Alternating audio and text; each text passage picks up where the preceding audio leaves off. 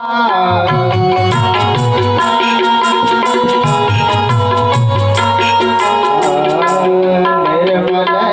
जन सो मोहि पावा।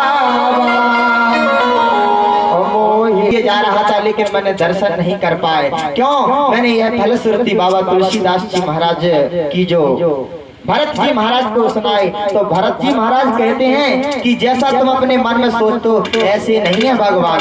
तो बोले भगवान तो बड़े कृपालु हैं। बोले श्री रामचंद्र कृपालु भज मन हरण भय भव हर दारुणम।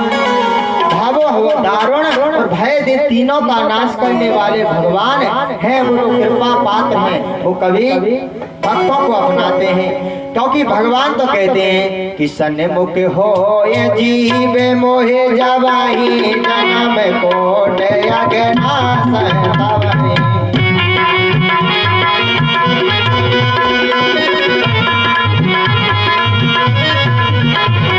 सन्मुख हो ये जीव मोहे जवाही जन्म कोट अगना सहतवहि।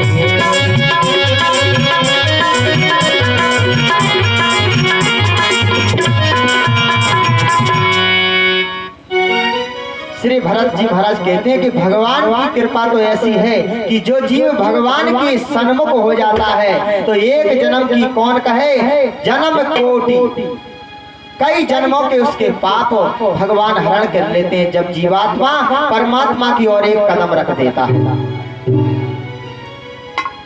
बाबा कहते हैं भगवान का स्वभाव तो इतना निर्मल है। ऐसी पावन श्री भरत जी महाराज हैं। और किसी ने कहा कि महाराज भरत कौन है?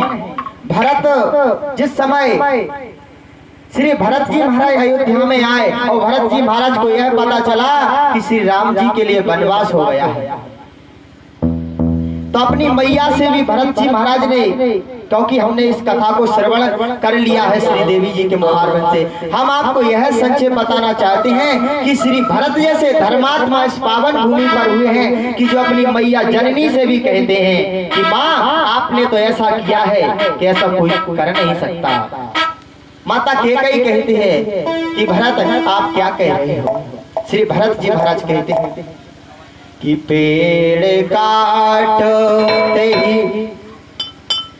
पेड़ काटते ही पालगो सींचा न जियन जही पार लीचा।